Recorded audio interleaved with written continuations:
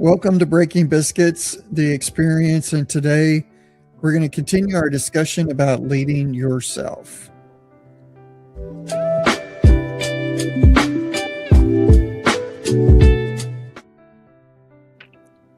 Well, Mark, welcome back to Breaking Biscuits, the experience, and we've been spending the last couple of weeks on a subject that we call leading yourself, and in that discussion, we talked just kind of refresh everybody. We talked about some of the things that we observe in the process of leading ourselves, being discouraged.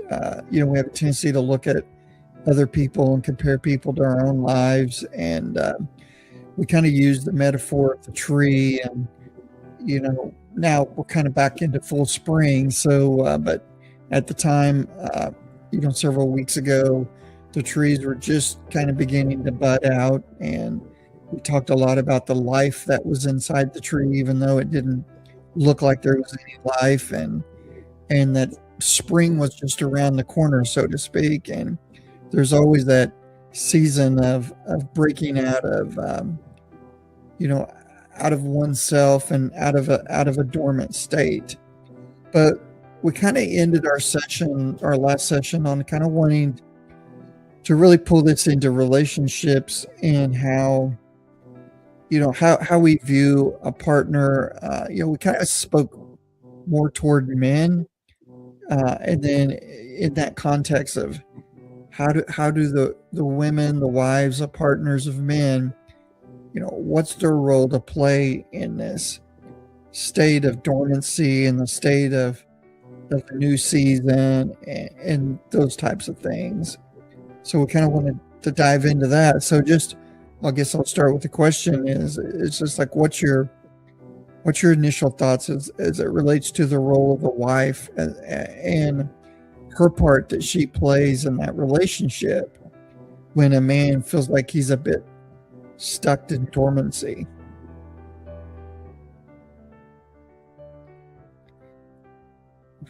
We can't hear you, Mark.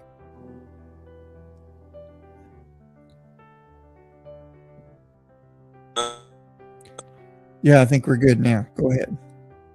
Okay. Well, what's funny is because a few weeks ago when we started talking about the trees, some were bud, some were not, and but now they all are. Yeah, right. And the irony is, there's a old black church saying in Detroit that says, "It do what it do." We make it do what it do, like it's going to do what it do. And before we get into this subject matter, I want to just say and ask you, the danger of comparison in the season that you're in. Like, you can be, I think we were talking about how men have to wake up and have something to look forward to and have a dream, have a purpose, function. But what do you do when yours is not working and someone else's is? It's like a comparison thing. So I think that's where we left off a couple of weeks ago, because it's kind of discouraging. But the answer to your question is, what is our relationships? What is our relationship role? And I honestly believe that help me. God calls it help me. Help me has always been projected to me in my whole spiritual experience as the Proverbs 31 woman, which I have never met a woman. They despise that scripture. They despise that portion of scripture because no one could live up to it, but that's not what it was really saying. And so the long way around this is, I believe that God gave Adam, he created him with a need, obviously, and the need was he can't be alone. And he did it on purpose, because we would never experience love or give love if we didn't have anyone else to rely on or to serve. And so I personally think that Eve's role in Adam's life as a helpmeet was to always encourage him. You can do it. I believe in you. I think it's I believe in you. If your mate believes in you, even when nothing's working, whew, and I think a lot of men fail and give up because no one really is on their side, at their corner on that deal. Right. Yeah, I could see that. What in that moment, because what we're not saying that's the only role of the woman, right? It's No, just no. a role. What would be the man's corresponding role? Like how would you see that? If she believes in him, what's his corresponding role to her? Well, I mean, if she would believe in him and what his dreams and purpose are, he would reciprocate by love, serving, and providing her a different life. You know, like, we have this kind of life, but if I stretch myself and try this other thing and move towards it, I think the whole purpose of man, and I could be wrong, and I don't know how you feel about it, but it's I want to accomplish things, and I want to do things, and I want to do what's in my heart, and I want to, follow God in what we're doing. But at the same time, when this really starts coming to fruition, it's going to give us a better life. Yeah, when I asked you the question and you started answering, I actually had a thought that hit me. And I want to see what you think about this. So if a woman is saying, I believe in the man, I wonder if the man's in this kind of scenario we're talking about, the man's role would be to cherish the woman. Because I think the woman, she wants to be valued and cherished. And a man, like I never sit back and go, man, I wish my wife would cherish me. No, I want her to believe in me. But I guarantee you, she wants to be cherished by me. That's a good point. So men really have, if they want to be, so we're reversing it. If the man really wants the encouragement, support of their wife, they have to cherish their wife, right? Yeah. And that's Ephesians chapter 5. Paul told in the marriage relationship to love your wife as Christ loved the church. Right. But it's hard for us to take that passage and put it into practical terms, right? Mm-hmm. So like when I use the word cherish, it has a different meaning in today's English language. Like we think of, okay, that means to value her, to esteem her highly, to put her above other things in my life, that you would compete for my attention. So I think to truly cherish one would be to do those types of things, which I think, a woman would want. And of course, it's easy for you and I to say, well, this is what we'd want as a man, but 100%. Yeah, I want to be believed in, valued. A lot of it's just I want her to believe in me and believe in what I'm doing. We're very singular in focus, Mm-hmm. where the female species is more holistic. I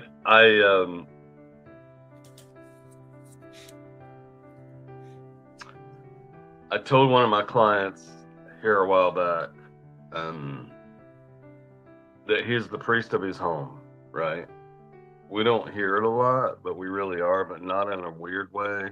Not go put your robe on and swing incense, but you're the priest of your home. And he asked me, well, what does that mean? And I said, well, it means two things. Number one, you are going to offer sacrifice for your family. That's what the priest role was. And I said, secondly, you do not let the fire go out. Yeah. In Leviticus 6, the first fire for the altar of incense and the altar was started by God supernaturally. And he told the Levites, don't ever let it go out. Mhm. And I've had a good response because men that I coach have come back to that ideology of I'm the priest of my home, so I have to make sacrifice, so I have to fill in the gaps of what's going on around here. I have to be sensitive to what my wife needs. I have to, but honestly, all of it goes back to being present with each other. If you have Yeah. that, then you're going to have a dream marriage. Seriously. Well, dig deeper into that. What do you mean by present? When we coach people, the first thing we do is what I realize is that people are not present because they're on their phones. I think the phone has destroyed the family unit more than anything on the planet. It's too distracting. People use it to numb themselves. People use it to so we coach our people now that you have to put away your phone at a certain time for a moment, like whatever y'all agree on, and just be present. Just like really hear what your wife is saying. Really be present in that moment. And honestly, everybody knows if they're present or not. And me and my wife I have this weird philosophy that you got to be present somewhere. You can't,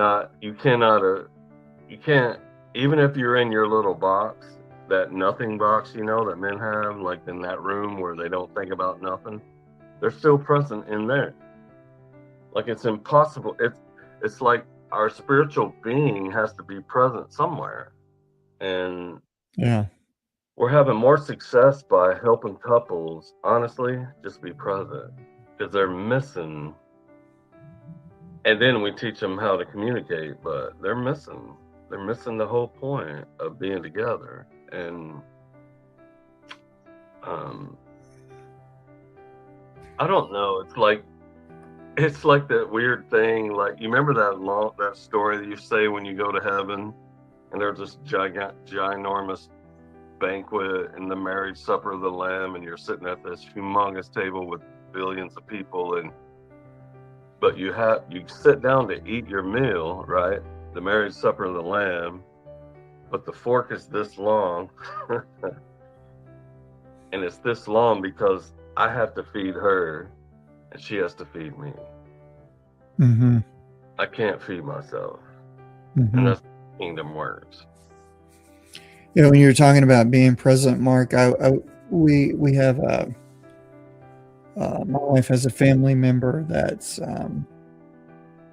very near to death, and we were at the house yesterday and yesterday evening, and the husband, the wife is the one that's clinging on to life, but the husband told me, and it's like a premature death from a disease, and the husband told me, he said, this is a reminder of how much time we waste in our lives, like not being together. And like to use what you just said, it's not the words he used, but I think it means the same thing. Which how much time do we waste not being present with each other? And then when you can't be present because someone moves on, or the relationship dies, or there's a death, like looking back, you're like, wow, if I would have been present, maybe today would be a different experience than what it was, than what it is. And so my point is, and I know it's kind of a cliche, but the only moment we have is today. Mm-hmm. But there's a lot of truth in that statement as well.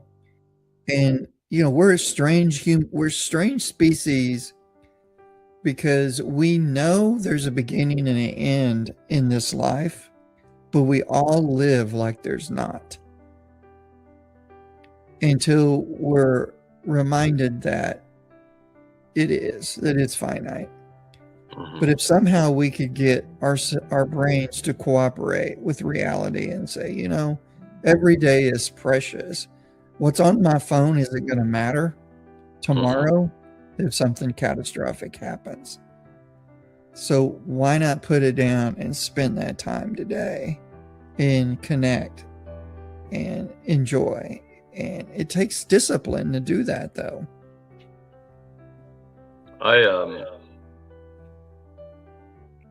Some of the couples that we coach, they said, okay, so at such and such time, we're going to put our son to sleep and we're going to put our phones away and we're just going to be present. And the guy told me the next session was, we did that and there was nothing online that I missed. Yeah, I'm sure. I didn't miss anything. Like, it was pointless. But it's hurtful to the relationship because it's telling your mate that this right here is more important than what you're saying right now. And man, that's a death sentence. Well, and then what makes it even worse is a lot of times it's communication with someone. Like, it's a post, it's a comment. Like, you're actually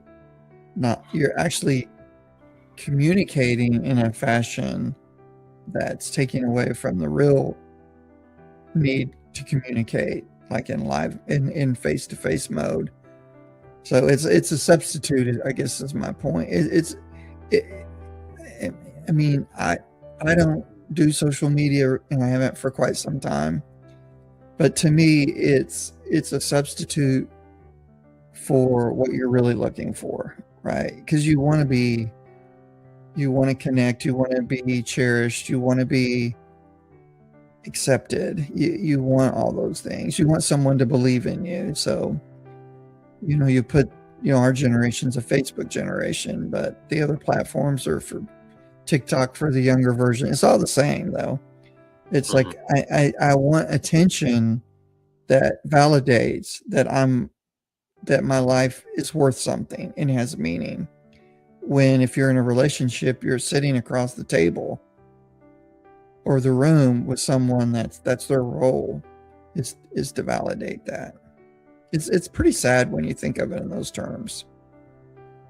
We live in a different world, Toby. We're two old men with a computer. Yeah, exactly. Because people will try to text me all their I'd rather you just call me on my phone. The phone does calls like a real phone. And sometimes I feel old school, but at the same time, I feel I don't want to read into your text an inflection or a thought or whatever. But we live in a world where people, probably 40 and under for sure, they live their whole life on their phone and they actually talk to each other while they're looking at their phone. Yeah. And there's no way. And there's no way that's not going to end well. There's no way. Right. One side or the other. Right. No, it's I couldn't agree more, and it doesn't mean that you can't use your phone to communicate that way, but when it's your primary method of communication, you have no skills honed at that point. Like I'll never forget when this hit me front and center. During COVID, I had a pickup that I wanted to sell because the market was really high, and I knew I was going to replace the truck eventually.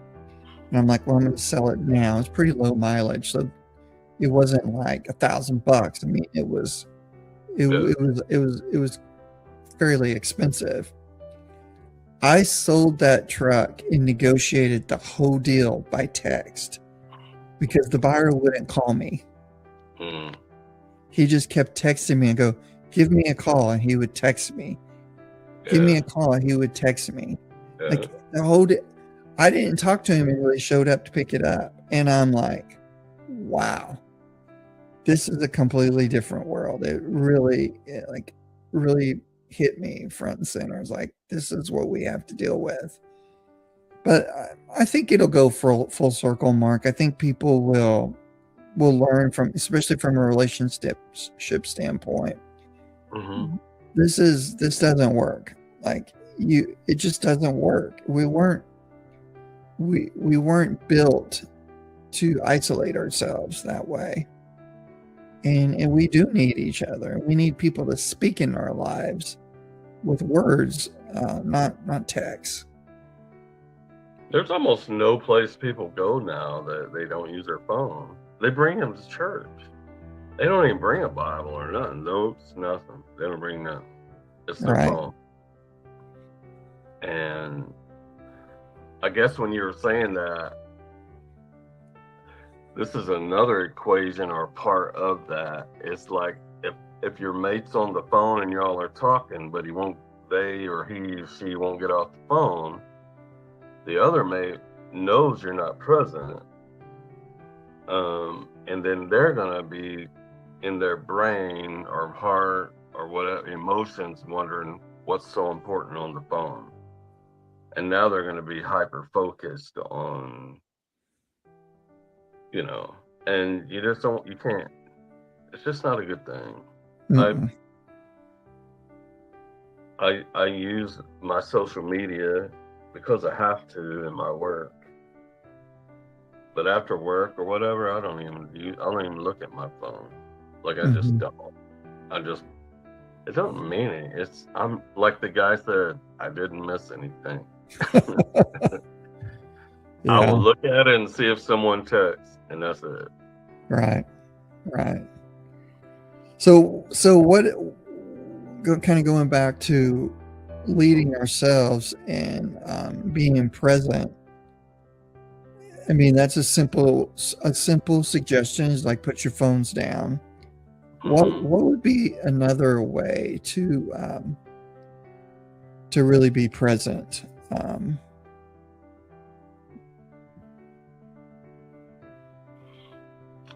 Well, for us in our home, it's like, what do we need to happen? What's our game plan for the weekend? What do we want to accomplish? How can I help you? Let's do this. I don't know if men understand that women keep all of this stuff on their plate at the same time. Like I'll just give an example. We need to obviously do spring cleaning outside because the weather's warm and all those things. And in my brain, I'm like, yeah, I'll think about that on Saturday. I kind of got an idea of what I want to do. I don't know if I have the energy to do it, but I know what I need to do. But my wife is already on it, been on it. And then you pile in kids and you pile in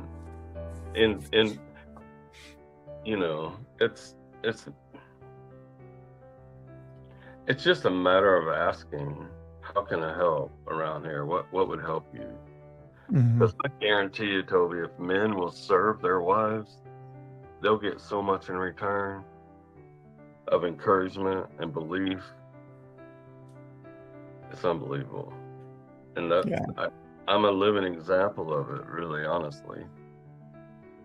It's been we run our house as a team. I don't know if men do that anymore, but another way to be present, really, is be present. Go outside and sit outside on the deck. Don't take your phone and don't watch TV. And take 15 minutes and say whatever. We do that in the mornings. We try to get up early a lot, and we just spend time together. Yeah. And we talk about our life, our work, our direction, but we're doing it together, and we're like incredibly present. Well, Mark, I'm going to have to jump on our podcast today, but let's pick this up again. Yeah. I think there's more depth here. And I just want to throw this, one of the things that we do that works well for us is a car drive. And part of that is because we live in a rural area, so we have to drive a bit to get anywhere. But, you know, obviously when somebody's driving, they're not on their phone. They better not be. So it's a really easy way to be present and engaged is in the car talking. And if the other person just puts their phone down, conversation usually flows really easy. But I'm gonna have to jump, and we'll get into this a little bit deeper next week if you like. Oh yeah, of course. My brain's like moving a million miles an hour right now because I'm thinking about the kids, how it affects kids, and there you go. You know. All right. Well, we'll pick this up next week, and until next week, God bless you, and share the video, hit like, and we will